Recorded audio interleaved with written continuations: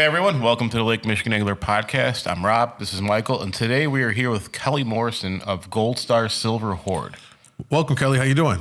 Hey, welcome, guys. How are you? Doing wonderful. This is really cool to have you on. Appreciate your patience. We were getting all set up here. You know, technology wants to do technology things, but we're glad to have you on here and really kind of talk to you about quite a few different things. I was really excited when Rob said we were going to have you on as a guest. Before we do anything else, can we get a little bit of a background on yourself and how you got into making lures? Making lures? Well, I was sort of born into it, I guess.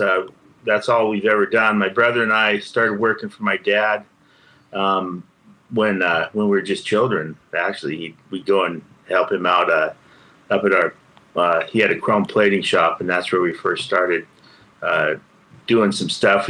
We'd wire up the parts on a copper wire before he would chrome plate them, and that was a few years ago now. So yeah, we did that. You know, after school he'd run us up there, and he paid us. I think Corey got 8 cents for unwiring them. I got he was wiring them up, so he got 8 cents, and I got 6 cents for taking them off. And my dad was mad when they started this minimum wage thing. They had. So anyway, that's hilarious. Yeah. And I mean, we're talking about, you know, what year was this? This is. Oh, it must have been the late '60s. Yeah. I was probably 8 or 9. Yeah. Maybe 10. I was probably 10 or 11, I guess, wasn't it? But yeah, he'd get us, and we'd run up there and 11 or 12, you know. It was, you know, just a couple hours a night, and then we worked in the business as we grew up. He started, Silver Horde was started by my dad's aunt and uncle, and they were in Linwood, Washington State here, and he was both Uncle Lou and Auntie Gladys had a string of I guess they were like in the Great Slave Lakes. They had some trading posts, and they would trade with the Indians, and they'd buy like the pelts and stuff like that. Mm. And later they moved to Washington State, and he was raising minks here. They both were, I guess, and he was going. There's a shipyard in Edmonds, which is a town on Puget Sound here, and he'd buy the byproducts from the fishermen to feed to his minks. And he got to talking, having coffee with the fishermen, and that's how he kind of got into doing the fishing tackle, was that they were complaining about the wooden plugs and lures they were using. Mm-hmm. And he came up with the idea of manufacturing the salmon trolling plugs out of plastic. And so he was one of the first guys to do that. And then they branched on after the business started going. They didn't really like doing the minks, so they slaughtered all the minks, and they put a little factory in where the mink sheds used to be in their property, and it sort of grew from there. They started making spoons and the salmon fishing plugs and the dodgers and related items. And then my dad, after my uncle passed away, my dad couldn't get along with his aunt, so he started a company called Gold Star Products, and that's why we have the two brands. Oh, okay. And he was one of the first people to bring in the vinyl skirts. The guys call them hoochies, or on the West Coast here, and I think there too they call them hoochies. They're the vinyl skirts that we import from a company in Japan called the company's called Yamaria. Their brand at the time was the Yamashita brand, and that's the vinyl skirts that we sell mostly on the West Coast. And for the first large part of our business was in the beginning was commercial fishing lures. Mm-hmm. And so we made commercial fishing lures for the whole coast, from Washington, Oregon, California, all the way down to Monterey Bay. It was a big fishing area, and past there they had salmon, and then up in British Columbia and all the way up into Alaska. So we sold a lot of commercial fishing gear, and as that has sort of gone away, we in the 1960s, my dad's aunt at Silver Horde, she was the first one to introduce the salmon trolling plugs into Lake Michigan, and they were working with the same rep that Big John had, the Big John downriggers, and they were out there for a couple years selling plugs, and then Laura Jensen came to her, Phil Jensen, and he wanted to buy the company so he could take over the plug business, and she didn't want to sell it, so he made his J plugs. So that's what a lot of people call them, J plugs. They were a lot bigger outfit than we were, and got in selling a lot of plugs in the market there. So that's where the plug sort of started, and then we at Gold Star we were making a lot of Dodgers, and we sold a lot of our Dodgers there. And around mid 80s, my dad's aunt was ready to retire, and so Silver Horde and Gold Star got together, and he bought her out, and we merged the companies together, and we've been making lots of different lures. We've more right now. We're heavily into a lot more sport fishing lures than we were in the past. Although we still do make a lot of. We're kind of one of the last people making commercial trolling spoons and commercial gear for the salmon trollers. Primarily now it's if they might let them fish again this year in California, but we primarily sell them in Alaska, and then some off the coast of Washington and Oregon here. What's the difference between a commercial lure and a sport fishing lure? I was just thinking that. Like, what's the difference? The commercial lures, they're a heavier lure. I don't know if I got one sitting around here, a spoon, but they have like they're a little bit different shape. They're stamped out of heavier material. They'll be with welded rings. They'll have heavy welded rings on. They'll have a swivel on the lead end, and then the guys put a big single hook on there, and they troll them. Off a. It's similar to like a downrigger, but you're snapping on with a line, and you'll have 40 or 50 pound lead, and it's hooked up to 16 pound cable, and then you use a line snap and snap it on, and then you send out your gear on a heavy leader, and when the fish bites it, you basically just pull them in and gaff them, and the guys that we fish, we sell to, it's all troll caught salmon, so they'll process the fish as quickly as possible, not to try to disturb any of the scales, so they bleed them, they ice them right away, so you get top quality fish for resale. That's super interesting. It makes sense that you beef it up with like the welded ring so that they can. Oh yeah, in there they can. They're ripping. They're not like actually fishing them in. They're just yoinking them in, kind of something. Yeah. This picture in this wrecking ball in the water. It's not very all these lures hanging from it. You're harvesting fish. Is what you're doing. Yeah, exactly. And a lot of the same techniques are used on. I see the similarities with how guys will fish there. Here in Puget Sound on Washington, we got one pole and one lure that we get to use. Yeah. So we can't use multiple. There are some areas, some lakes and stuff, where you can get a second pole endorsement on it and use more than one lure. But generally speaking, when we're fishing in Puget Sound, and it's different because we have a lot of tidal activity. We also have structured stuff that we fish more. There's a lot of weeds, seaweed and stuff that'll get caught in the currents, and so it's more difficult to fish, with lots of lures out, because you just be cleaning gear all the time. We have, there might be deadheads, logs, and stuff that come out of the rivers when there's flooding times. And so there'd be deadheads out there and stuff too. So it makes really interesting, and it's cool because you're touching on an area that I definitely want to have a conversation on. I want to get to it though, which is the fishery, especially comparing it to our side versus the West Coast side. But before we even get into that, it's so cool you just sharing that story on the very beginnings, and even just the conversation as brief as it was about the plugs, right? Because You're right. They're commonly referred by as like J plugs and stuff like that. But of course, I mean, we got all the Silver Horde stuff here. I actually had it. Here's a commercial fishing plug that a guy gave me. Here's a commercial fish when he retired, but you can see all the marks on there. Jesus Christ. That's beat up. You can see this mark here. That's where the hook goes. Okay. There's a mark on there. Just wearing through it. That's wearing through it. Wow. And back in the days, these plugs were quite expensive. They were selling the plugs in 1946. They made the first plug tool, and they were selling the plugs for $2 a piece. Right. So they were an investment. That's a lot of money. Yeah, $2 back then was a lot of money.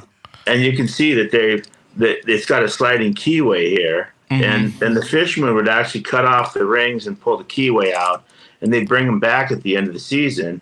And they had a thing in the back of the shop where they would clean off the plugs and they'd repaint them for them.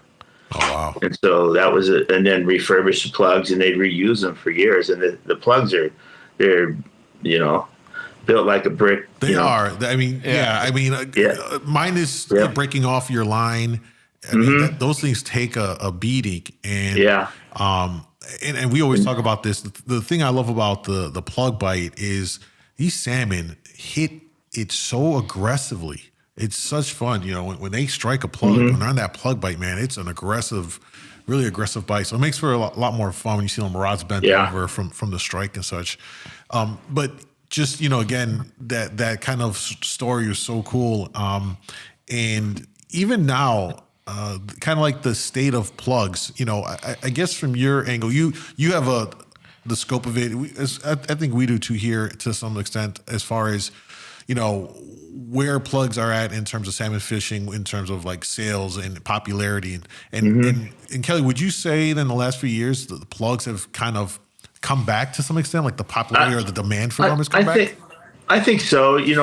We've always seen sort of the demand for them because we're a small manufacturer. We make all our stuff here still in the United States. So labor has been an issue. And so a lot of times the plugs are hard to find. I know guys are calling me up all the time when the fishing's hot. You guys fish them mostly in the summer.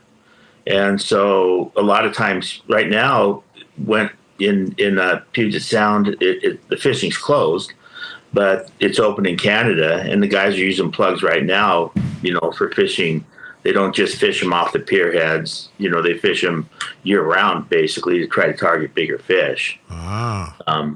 So a lot of the plug sales that we've noticed in Lake Michigan, and somewhat in Lake Ontario, they're focused, in just 3 or 4 months. Yeah. And that's something that we've been talking about. And I actually, last year was my first year where I made a concerted effort to run plugs from the very beginning of the season. And I did, and I was catching coho in the spring. And I think to your point, it's something that we talk about, like it can still catch fish, although I know Rob, you'll say like, well, you can catch them with this as well. So I mean, in the spring we can kind of catch fish on anything.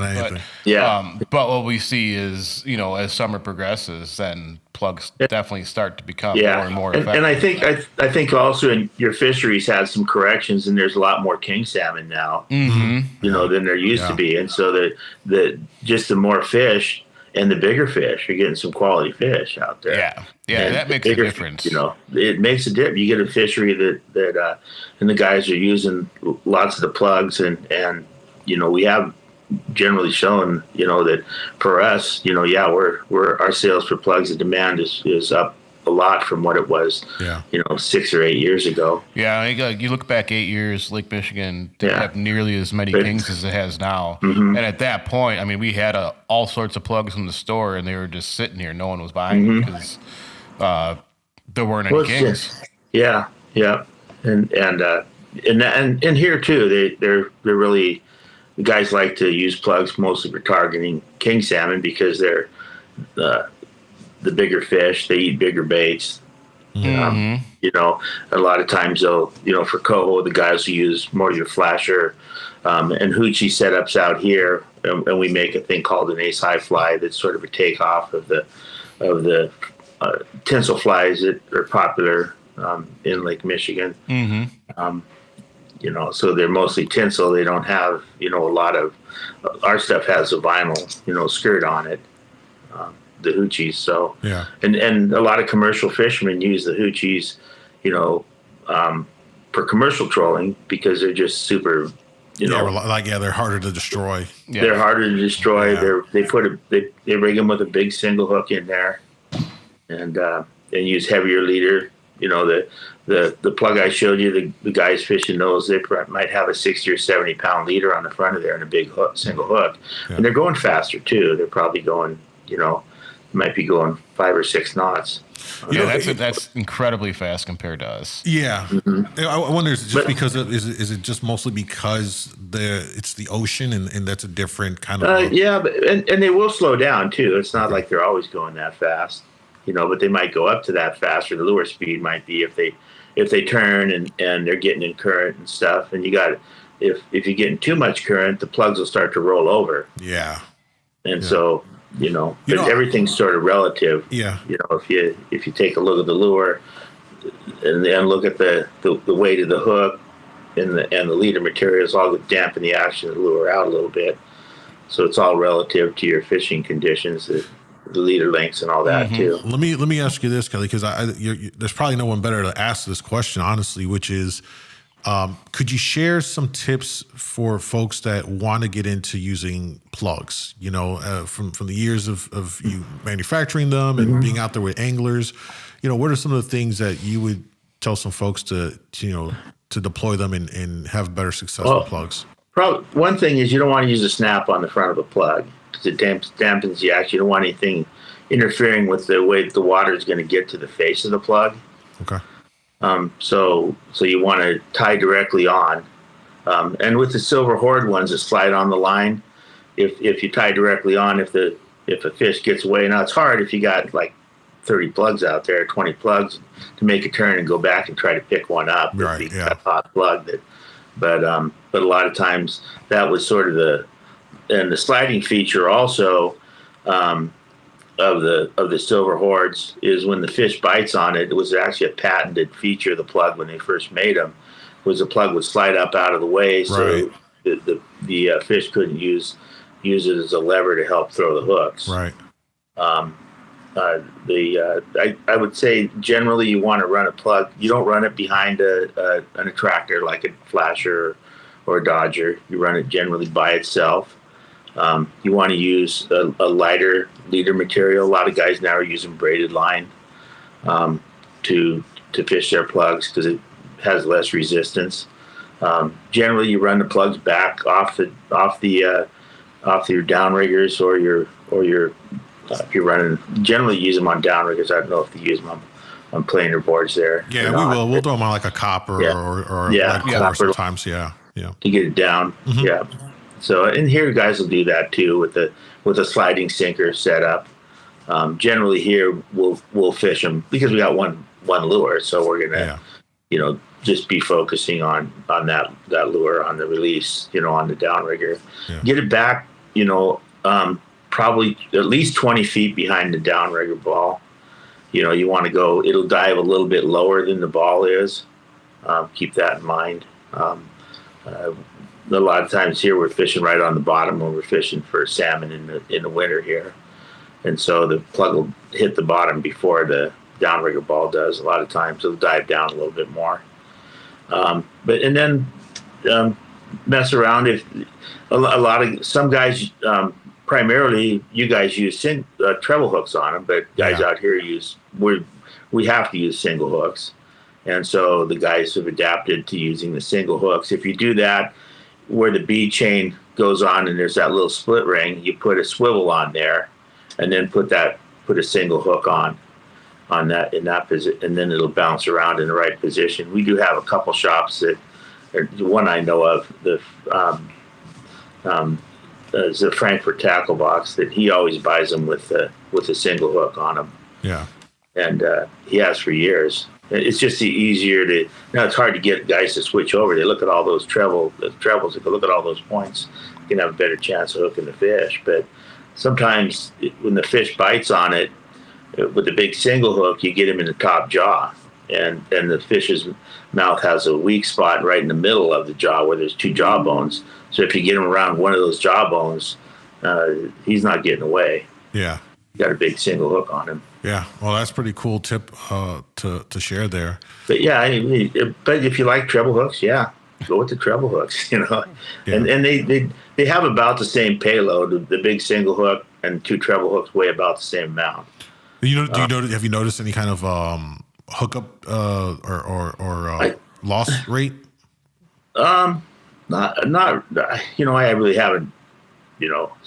Done. I don't think anybody's really done studies on it. Well, yeah, for sure. It's a lot of personal preference too. It's hard if you've been fishing treble hooks your whole life, and the guy says, "Hey, you should switch to single hook." Well, you're probably going to be a little skeptical. Yeah. Because you only got a certain amount of time out there on the water, and you're going to be more than likely going to go back to what you're using. But it's an option, and also when you get the fish on the deck, a lot of times that treble hook, gets caught up in the net and can cause issues that way too. But either way, it's doesn't matter to me what kind of hook you want to use on there. Yeah, and most anglers we're all creatures of habit too. So once we get stuck in one thing, we don't like to switch up and change that either, which is a big part of this whole game. I wanted to switch gears, unless Robbie has something to say, or I was just gonna say, and speaking of being a creature of habit, and you're allowed so many fewer lines in the water, and also there's got to be like one or two go-to plugs that you always use yourself. Oh, that's a good one. And if you only put one in the water, which one's gonna be? Yeah, I like the. I like the ones that have the chartreuse on the back. The chartreuse. Okay. I had just because I had one that was really hot, super hot for me, so I kind of go back to that, But the glow in the dark ones, I use the glow ones for sure. One of the guys that works for us in the back doing the painting, he grabbed one that had a little blemish on it, and it had purple along the sides and a black ladder back, and I asked him what he's going to do with it, and he said, "I'm going to go out fishing on the weekend with it." And I said, "Those ladder backs don't work in Puget Sound." He promptly went out and caught a 20-pound king salmon. Yeah, there I go. What I'm supposed to say. But yeah, I like the glow in the dark ones, and with the green on it, the green or chartreuse colors are my favorites. Is there one or two, or let's say one or two? Is there one or two that are your number one bestseller? What color is it? This year, it's always been like the solid glow ones. I think a lot of guys buy them and touch them up. They do their own. Like the bone one, just that. Yeah, the bone. Yeah. Okay. Yeah. The traditional ones have been the green with the black ladder back, or just the black. I think you guys call it the ghost. Is just a black ladder back on the glow plug. Oh yeah. That one did good for me last year. Yeah. We always sell a lot of the green spatterback and the blue spatterback ones. Those are popular. The mother of pearl ones. Oh yeah. And the mother of pearl with the black ladder back is really good. So that's our best sellers. Yeah. The new ones that have like the super pearl. Yep. Mylar on them. It doesn't have any paint, but we had one that had the white lightning color. Yep. And I think this year we've sold a lot of them. I heard the guys over in the Michigan side of Lake Michigan were raving about that white lightning. So the white lightning one has been really good. It's got glow on the belly. Yeah. So it's got the UV and the glow working for you. Yeah. Depends on the water clarity and stuff. If it's a bright sunny day, I think the UV and the super pearl tape. We put UV pigment. The tape on its own isn't UV, so we put UV pigment in the clear plastic. We started doing that about 10 years ago, and I think it makes the plugs more productive. They're just more visible to the fish. Yeah. On the West Coast, you guys have been kind of on top of the UV thing for a lot longer than we have out here. Mm-hmm. An interesting thing about the UV, when they guys first start talking about it, it's the same scenarios when they first had glow in the dark. We put glow in the dark in the hoochies, and guys were always coming up and they were cupping their eye over them, kind of look and see if it glowed or not. So we put glow stickers on them, and then the Japanese came and we said we want more glow in those hoochies, and so they said they didn't understand. So one of the guys said double glow. And I said, yeah, double the glow in it, twice as much. And so then they started calling it double glow. So that's what we call our trade name for all the glow stuff is double glow. That's funny. But anyway, so when they had the UV stuff, and I was actually at a trade show with the guy who used to sell the hotspot flashers named Malcolm Clay, and he asked me, hey, do you have a UV lures? And the first UV guy who started pushing it was another guy up in that had a place called Okie Tackle, a guy named Brian Smith, and he started promoting what were called moon jelly flashers. They had this, or jellyfish they called it, and it had the UV in the clear plastic of the plugs. Well, the UV had always been in the fluorescent paints. So the fluorescent paints that have been made in the lures for years, that's one of the things that's in the fluorescent paint to make it pop better is this UV material that are called optical brighteners. So the optical brighteners, they put it in there so that it bounces back the light better or something. Yeah, like, reflects the light to make it pop up. Light. Yeah. But and the UV, the fluorescent stuff, it doesn't matter if it's UV light, you really can't see it, but it can still stimulate the fluorescent paint, I guess, to fluoresce better. And that paint that we used traditionally was used made by a place in I'm digressing a little bit, but in California that made painted movie sets for black and white movies.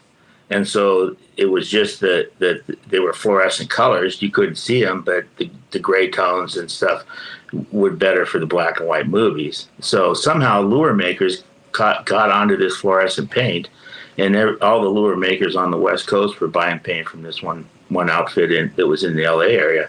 Now they quit making the paint about 6 or 8 years ago now, and so it's no longer available. But it was a really nice fluorescent paint, and so anyway, the UV stuff, when we started putting it in there, I looked back at some hoochies we had sitting there. I had an old pack, and I thought, because they were putting this little light on them so we could see the UV fluorescent effect of them, and I think it was a secret, but they had them in these hoochies that are probably 50 years old. Wow. And they had this UV stuff in there, and they didn't. And so when I told the Japanese, I said, hey, I want you to put a UV sticker on all the ones that you're putting this UV material in. And they didn't know what I was talking about. So they said, they were putting the material in there. They didn't know what it was. And then, they came and visited me, and we were talking about the UV. And then about a year or so later, man, they had UV on all their stuff too over there. So they're making in their squid jigs. Let me ask you this, Kelly. At the beginning of this UV craze, how does one even figure this out? The individual that and then how do you validate this to be like, yeah, this is actually a thing? Well, and I think that Frank Jeswick was one that had Lake Michigan Angler originally. He sold a product called Fula Fish. Yep. When they first started, and that was one of the guys. There was a professor that was at a university in Eastern Washington, here in Washington State, and he did some studies on what a fish's eye sees. Okay. And they determined that because of the shape of the retina in the fish's eye, they could see light in the ultraviolet spectrum. And much in the same way, I guess, that birds can see light in the infrared spectrum.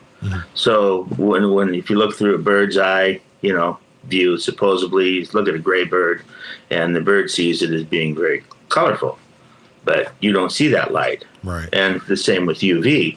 So I guess they determined over a period of centuries, the fish's eye has developed so it can see light in the ultraviolet spectrum. Now, the light that we see in this UV stuff is right on the edge of the spectrum, so we can still perceive it.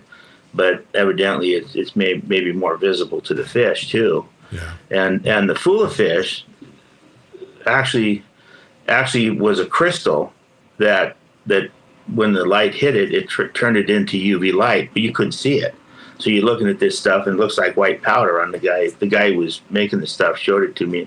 He's all, yeah, it looks like white powder. So it's really not the same as what we're doing, but and now that Full of Fish product, he's sold it to a lot of other companies that have incorporated in their scents and other things, and mostly that's what it's in now. You'll see it with the UV material in there, and that's a little different thing. But that Full of Fish was one of the first ones, and I was fishing with the guys at Salmon University here. A guy named Tom Nelson, who's no longer involved in the fishing industry or promoting and stuff. He had some radio shows and stuff like that, and they had a thing called Salmon University with another guy named John Kaiser, and the guy sent them some samples, and John Kaiser wrote up an article about it, and it somehow got a lot of press because it was, I guess, a human nature story, and so they did that. Really started the bigger perception of people understanding that, hey, maybe we should use UV to help enhance our lures. And I think there's something to it. The UV lures seem to be more effective. One of our top selling hoochies that they buy all over the from California up to Alaska is called the Purple Haze. It doesn't look purple. It's a white hoochie with that UV pigment and a bluish pearl material, and that's been the top seller for years. And that's because I think when you put it in the water, it looks purpley. When you don't, outside the water. The light in the water, it gives those different tones. And that's really cool, because I clearly, we know now years later that this is a very effective thing to have done, and to see that everything that comes in here that we sell has some level of UV component. And I think the glow in the dark material also absorbs UV light. The UV light charges the glow better, and probably the glow is emitting some UV light too that the fish can see. And so the interesting thing that when I was talking with this professor that did this stuff, I asked him, I said, well, how deep did this UV light penetrate down to the ocean? Because I kind of believe that, you look at the old scenario where you use your reds are gone first, and then everything turns to black. And when you get down to about 70 or 80 feet or whatever, 90 feet, everything's just gray or black tones, right? You don't see anything. But he said, well, actually the UV light under ideal conditions, if it's not like plankton or something in the water or mud or something like that that's going to filter out the UV light, it can travel into the ocean up to a half a mile down. Wow. So, and I don't know how, I just going by what he told me. I mean, but none of us are fishing that deep. So, I mean, it tells you that if you're fishing 100, 200 feet down, that it's going to be doing something down there, Yeah, and there was a commercial fisherman. I showed him the UV stuff, and we had some of the colors and the hoochies. We have the same ones that are UV and just white pearl that doesn't have the UV in it. And he said, "Oh, that UV one might be too bright to the fish." I said, "Okay, whatever." Okay, won't look natural. Okay, I'll buy the other one then. I'm good. Kelly, let's shift gears a little bit and let's now, because what's so cool about this conversation is you're sharing like a history of so much of the stuff that really fills in a gap for a lot of us, and if we're finding out about this, I can't imagine people that are watching the podcast right now that are like, wow, this is really cool. I'm learning about how I ended up with this lure, and how it came to be in all of that. My next question for you along this path of like, how did we get here with this? We got to talk about Dodgers. I mean, this is one of your main products that you guys produce, that is used from the Great Lakes to the coastline. Who thought of the idea of putting this metal thing in the water, and how did we get here? Well, I don't. I think there. If you go back, there's some of the original ones. There's a guy named Rufus Gibbs, I think, in Canada. There's Gibbs Delta Tackle or Gibbs Fishing now in Canada. And I don't know how they came upon the idea, but him and then also Les Davis were some of the first ones to make Dodgers, and they called them herring Dodgers. They used them for trolling with herring, and I think that they the Dodgers originally maybe were made by guys themselves, just made them. I mean, I don't know how they actually came up with this idea. Maybe they were using big spoons, too. But over the years, the Dodgers and flashers, the Dodgers mutated into flashers too. That sort of were the next generation of the Dodger. But the Dodger is really versatile. It doesn't create a lot of drag in the water. Right. And it can impart some action and draw the fish in from a greater audience to try to get them to look over and take a look at your lure, whatever you're presenting behind it. And originally they were used, with bait behind them. Mm-hmm. And then, as time progressed and some guys moved away from bait, just for convenience. And now it's hard to find bait in a lot of the areas too. So guys have gone more with the artificial lures, right? Which is an interesting side plane to the stubby Dodger that we sell a lot of now in Lake Michigan, and basically the Lake Michigan angler it was like ground zero for the stubby Dodger. Well, before you go any further, let me ask you this, Kelly. What gave you the idea to make the stubby? How did it come about? It was just one of the ones that they used to make years ago. It wasn't something new. It's been around for probably 70 years. There weren't many people that knew about it. Nobody knew about it. Was it like a West Coast thing? No, or it wasn't. Alaska thing, or no, it was mostly a West Coast thing that they used them in, and where I always thought they'd use them was mostly like in in the Columbia River. They'd use them there. Okay. So they'd where they wanted not as much drag on the line, but they weren't really popular at all. I mean, we hardly sold any. Mostly what we would sell were the odd Dodger that everybody knows about, the traditional Coho Dodger for the Chicagoland area. Yeah. Back when there was a guy named Ed Shirley that had some tackle stores back there. Shirley Sports. I remember that. Yeah. Yeah. And he had a radio show, I guess, and his stores, and he'd load them up with flame Dodgers, and everybody make these flame Dodgers, and that was the go-to. Yeah. And then we'd sell, for lake trout, some of the odd Dodgers, the bigger ones, the 8-inch, and that really was the more popular size. About, I don't know how long it is ago now, 10 or 15 years ago, maybe. Frank Jeswick was coming by, and I think I told Rob this story, and him and his brothers, we would go fish in Alaska, and he stopped off to see us here. And our shop is in the Seattle area, Linwood is. And so he stopped to say hi.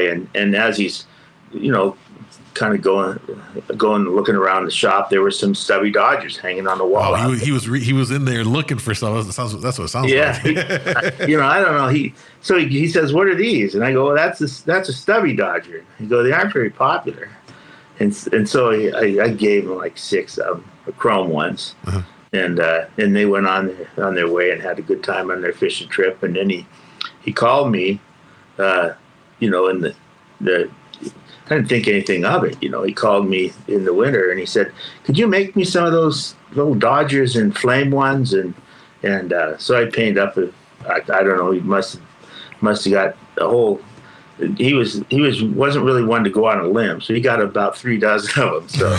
So he got 3 dozen, and then along with his regular Dodgers he'd buy, and then gradually it progressed, and pretty soon he was buying hundreds of them, and chartreuse fire dot ones, and then it just grew from there to where now we've got lots of different colors, and I got some new ones here. I brought some of them just got painted today. Oh, let's take a look at what you got. The dots on. So this is one of the new ones that's going to be around in the store. Oh, nice. That one on the back we put the black dots. That sounds like a tooth. That's super cool. Yeah.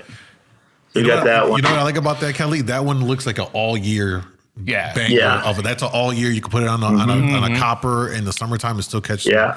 Then, awesome. I didn't even get the rigging on them. I went back and Josh was in there painting them. That's the backside. That's that one. I did a flame version. And we put shots on that side of that one. That looks really good. Like the reverse Coho. Then this is one that is going to be available. That's the glow one with the glow on the back with the good old Wonder Bread. Good old Wonder Bread pattern. Those are 3 new ones. Are you still active in the design of like patterns and colors still? People demand it. What's new? I go, I don't know. I didn't think about it yet. Right. But yeah, it just grows. We borrow ideas from other people. They borrow ideas from us. Yeah. And we try to one up them and try to keep it, something new. The UV tape and UV stuff is the latest. So is the stubby right now primarily a Lake Michigan thing, a Midwest thing, Great Lakes thing? It is. We sell. There's a lot of guys here because they have, just one lure they can use. So a lot of them are using the 12-inch, the bigger flashers. Yeah. So they use a bigger flasher. Mostly the plastic ones. I think that we make metal ones, but the metal ones are expensive. So you're paying $45 for it's like a flasher blade. Like a big metal Dodger. Oh, we had. I know Frank had some smoke ones that we ordered from you years ago. Yeah, like they're like a foot long, maybe even 14 inches long. Rob, we need one just for a video. Like that would be. I might be able to find one. I know some of the local charters actually have them. Yeah, you got to dig one out. We got to do a video with that. That'd be so. There was actually a few that were kind of keeping it a secret. Not anymore. And then one of the other charters happened to snag one off the bottom randomly out in the abyss. And when he pulled it in, he realized it hadn't been down there that long. So he knew some people were using it, and then we had to order more. But they were keeping it pretty tight-lipped. But, how big actually are they? And there's, normal ones are like 8-inch. That's 10 inches by 10 by 3. Okay.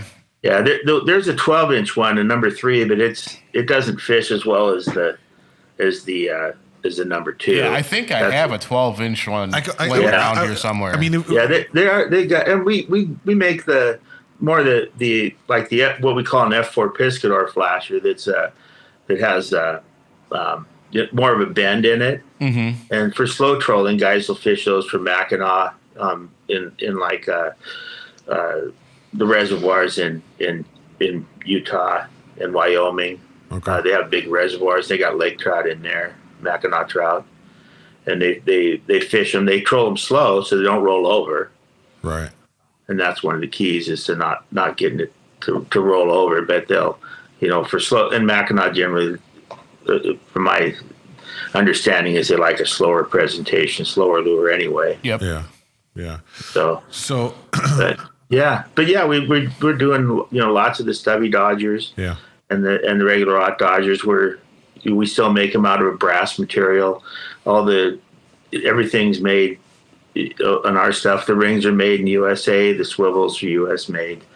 The brass is milled in the USA. The ring material is also They get the ore in, and then they make the wire for us, and we make it into rings. And it does seem like everything has to be precise, or it just won't move through the water right.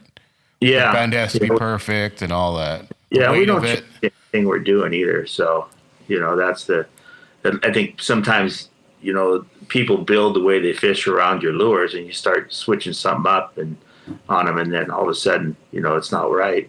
Yeah. So.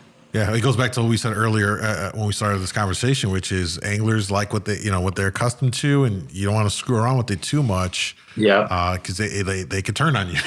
yeah. So that's some brains out there have learned that the hard way. yeah. You just, don't try to rethink it. You got to win the horse. Just go with it. As my dad always told me. So Kelly, let's talk about now the fisheries, and I'm assuming you've been over on our side and have fished over in the lakes over here in Ontario, Lake Michigan for our salmon, and obviously you live in the West Coast, so you fished there. I'm assuming all of your life and whatnot. Mm-hmm. How would you compare the two fisheries? It's the same fish, right? They're the strain of kings here and so on and so forth. How would you kind of compare the fisheries? I think you guys got a lot better fishery than we have out here. Mm-hmm. we've got a lot of regulation. Everybody's fighting all the time about who's going to get what. We have the non-tribal and non-tribal, fishers that are trying to get their share of the resource, and then there's commercial fishing and sport fishing, and the salmon are a food fish, so they're regulated by the federal government through the Department of the Interior, because they're part of the food chain. Part of the food chain. Yeah. They're providing food for our nation, and so the sport fishing part of it generates a lot of revenue, but also is sometimes somewhat sidelined, because the main focus is fish, and so we've got also net pens out here and other issues too that some people like them, some people think that they're not really a good way to propagate fish, and then there's guys who don't like hatcheries, and so I personally like hatcheries because I think they're necessary. Yeah. To create the opportunity. You guys have a sort of a closed loop. You've got hatcheries there, and the more fish you put out, the more you get back. Mm-hmm. It's just put and take fishery. Mm-hmm. And so you get we get a lot of times one fish. Yeah. One salmon, that's it. Sometimes you can get the coho and a king salmon. How is that? So a couple years ago, I fished out in the Columbia River for the fall run. It was my first time out there.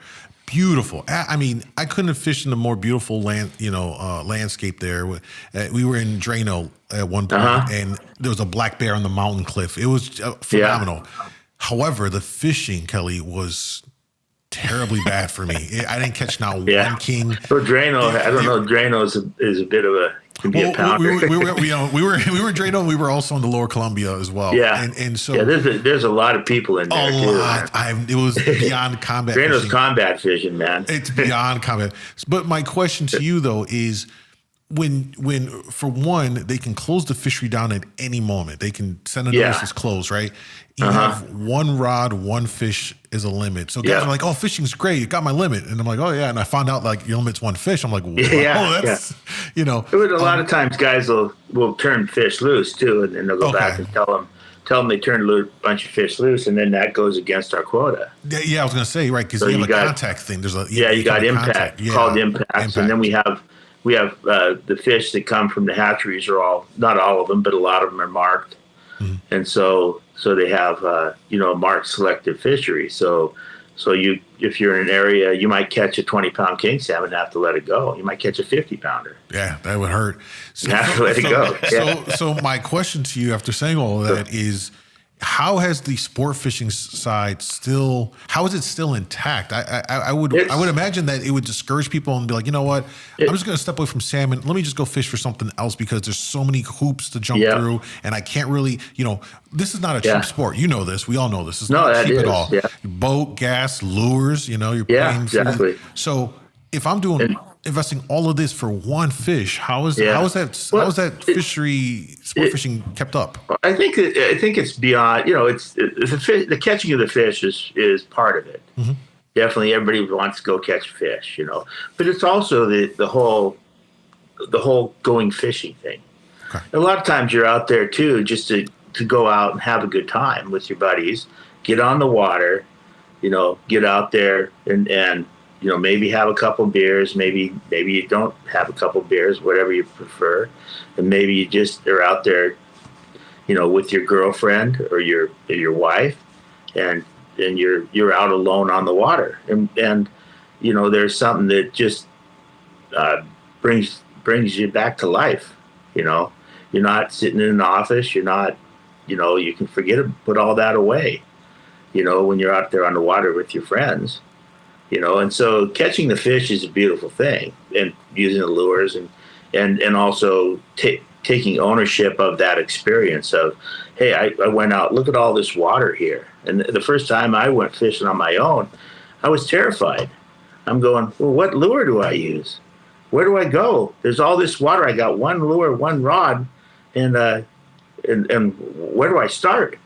And so then, you learn, and then you move on from there, and you get hints from your buddies, and then no matter if you're catching 10 fish or one, you always want to catch a bigger one than your buddy got. Yeah, that's true. This is true. So, what I'm saying, that's part of it, And sometimes you don't catch any. Yeah. But that doesn't mean it's a bad day of fishing. Yeah. It's just a bad day of catching. So that's true.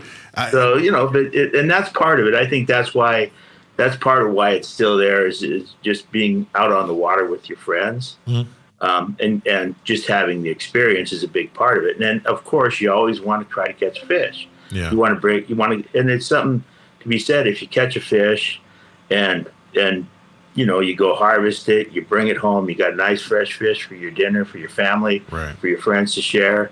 And that's a beautiful thing, Yeah, no, it is. Especially because your guys' fish out there taste 10 times better than ours. So, I mean, like I distinctly remember one of the guys on our trip caught and cedar planked it. And I was like, oh, this tastes nothing like our salmon. I was blown away. Yeah, it's different. Tastes different. Yeah. It's just they're a little more wild, I guess. They live in the ocean, swimming more. But I don't know if they're swimming more. I don't know. You got a pretty big leg. Different forage. Forage. In the salt water probably makes an impact and all of that. They're the shrimp, I think, or the shrimp and the zooplankton and stuff maybe have a difference, but you got a lot of the same forage, but just different, Let me ask you this.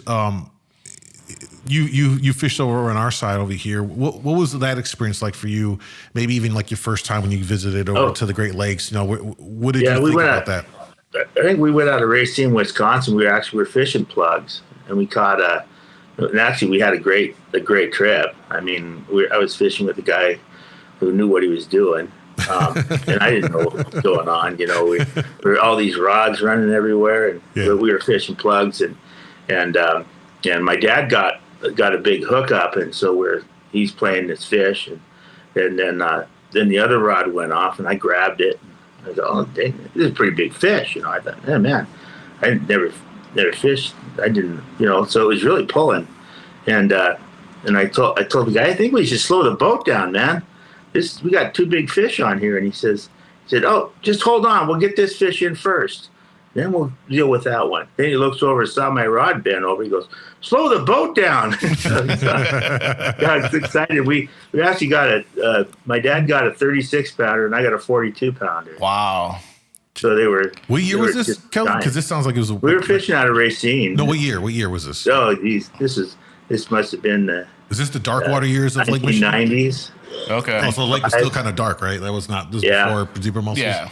Yeah. Mm-hmm. They were just becoming a thing. Oh, yeah. It was before zebra mussels. Yeah, I heard about that era. And I think, Rob, you said, too, back when the water here was more murkier, the plugs were a way more used, right? I think they were more of a regular thing on all the rods. You had more guys just running plugs the entire year when we had a little bit dirtier water. As it cleared up, then it became a little more selective on when people ran them. Yeah, I think so. And the guys got to more using for a while people got into a lot of bait, too, the cut bait.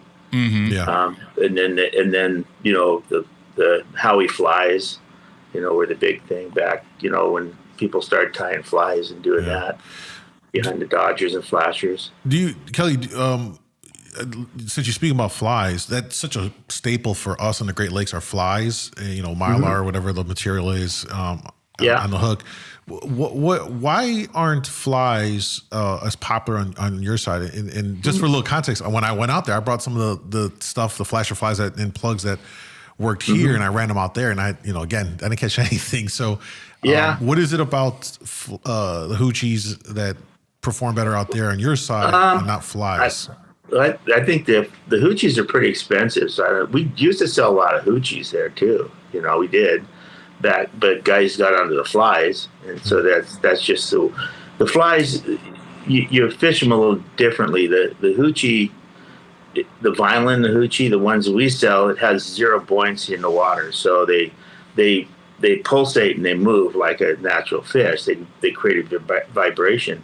The flies, you have to troll them generally a little closer to the flasher, so it's really whipping that material around. And you use a lot of the material on there, and it also is the tinsel is very vibrant, in different colors and stuff that you can't. I don't really know. I don't know. Do you use bait in your when you're using the flies at all, or no? It's just literally the hook with the material. Yeah, it beads. Yeah, it's very. And it's very different, and it's interesting because again, we're fishing for the same species of fish, but yet very different. And I'll once in a while, someone from the West Coast will call me up or order some flies from us online, and they'll always order the least popular colors here.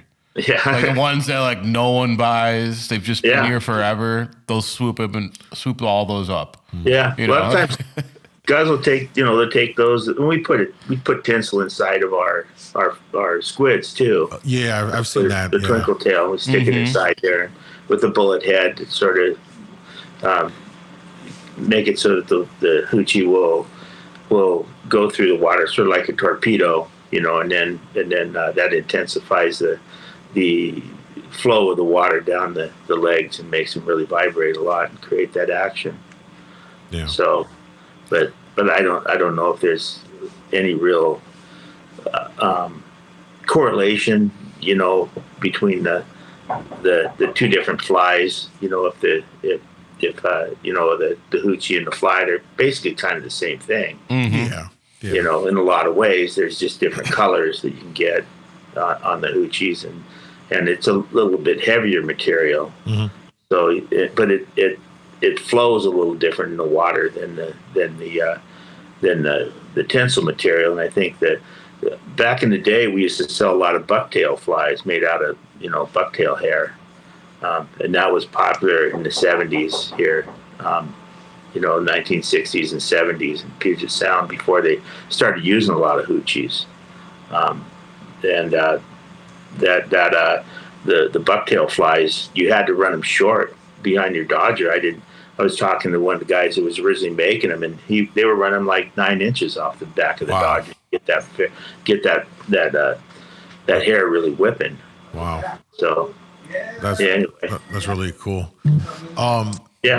Kelly, let me say this, man. At this point, we've been yapping about like the history of some stuff, the fisheries.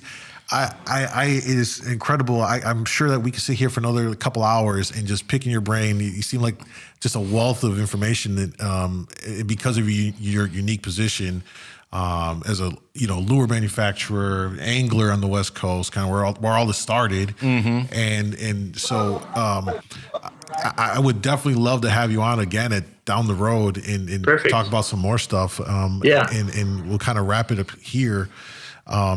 Is there anything before we do wrap, Kelly, that in terms of, you gave us a glimpse of some new stubbies. Any other products that you may be working on that will our anglers here in the Great Lakes would be interested in? Not really. We don't really, we sell out here on the West Coast. We sell a lot of our spoons too that guys really haven't seen out there so far. Largely because we just couldn't produce enough. So I didn't really try to market them back there, but we might, try to market some of our Kingfisher spoons and even one we call the Coho Killer. That's a small, looks like a little bait fish shape. But we call it a Coho Killer, but they mostly use it for king salmon. It's really good for a small presentation, bait fish type lure. Yeah. When the bait's really small, the big fish just gobble them up. But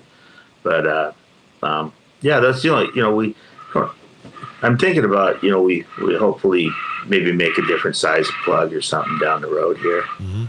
I would love a size a smaller than the size 4s, so like whatever that would be. Yeah, I would love something like that. Yeah, we had a 3 at one time. Okay, but the tooling got worn out, so then they just quit making them. And I've been kicking around doing that for probably the last 5 or 6 years, but just haven't had an opportunity to work out the production, to try to get them made again. Yeah. Well, hey, Kelly, in our weekly fishing report that we had our live report, one of the viewers asked why like red or flame dodgers are so effective for all the fish. or just that color in general, whether it's on a Dodger or a spoon. And I gave him my take on it. But why do you think? I mean, that's always the best selling color. Why do you think that's so effective for salmon and trout? I don't know and it's mostly in Lake Michigan that we find that. In a lot of the other areas, very, very few guys would use a flame Dodger. Oh, but look at that. But, yeah, that totally kills my answer for this. We are weirdos. Clearly. Which is strange, because when we were selling, we used to sell a lot of we'd import the hotspot flashers from Canada and sell a lot to commercial fishermen. And the best selling hotspot flasher, then granted, most of the blade was covered up with silver material. Yep. But the little edge around the outside was that fluorescent red color. And so maybe it's just the water clarity and the depth you're fishing coho at that make that a more visible lure. Oh, for sure, yeah. Because I mean, we're fishing them high in the water column in the cold. It's clear water at that time of the year. Clear water. It probably pops out super hard. Yeah. Yeah, and that's I think that's the biggest thing, is it's just a real visible color, and you use something like chrome where you're just reflecting the, whatever light's available, whereas you're with the flame, it actually, the light's hitting it and it's transmitting light back in a specific wavelength. Mm-hmm. And probably, whatever the fish are keying on, they can see it better than the other things that are down there. I think that they got eyes, they must see something, right? Yeah. That's true. And I guess sometimes we just forget that what we see isn't necessarily what the fish are seeing. It might look totally different to them. Yeah, and I think it just has to do with the visibility of it. It's just more visible to them, in that water column for that specific type of fishery and fish you're catching. And the other one is the chartreuse fire dots. Yeah, that's a chartreuse is a very, worldwide. Chartreuse is probably one of the most popular colors. I was with one of my reps at one time, and he was also friends with the people at Rapala, and had sold Rapalas, and he asked, "What's your most popular Rapala color?" And worldwide at that time, it was a chartreuse one, which I thought was weird. Yeah, I mean, two of the least natural colors. Mm-hmm. Yeah, but the coho spoons we sell in Southeast Alaska, are the same thing. They're chartreuse with fire dots, chartreuse in green, chartreuse with black dots. All the gaudy colors. Yeah. Yeah. So, and I should have grabbed some commercial spoons, but the next time I send you guys a package, I'll put a few commercial spoons in there, and you guys can. That'd be great. Sounds good. And listen, Kelly, if you end up doing the smaller plugs, you know where to send a couple. For product testing. I'm doing the air quotes right now. The product testing. We happy testers. Well, you'll be the first ones to get them when we pull the trigger. Sounds good, Kelly. Thank you so much for your time, man. It was really great to have you here. Appreciate you guys. Thanks for all your support. Absolutely. We're a small family-owned business, and we rely on people like you to get the word out about Silver Horde, and also your support over the years is something we're grateful for. So thank you so much. Thank you.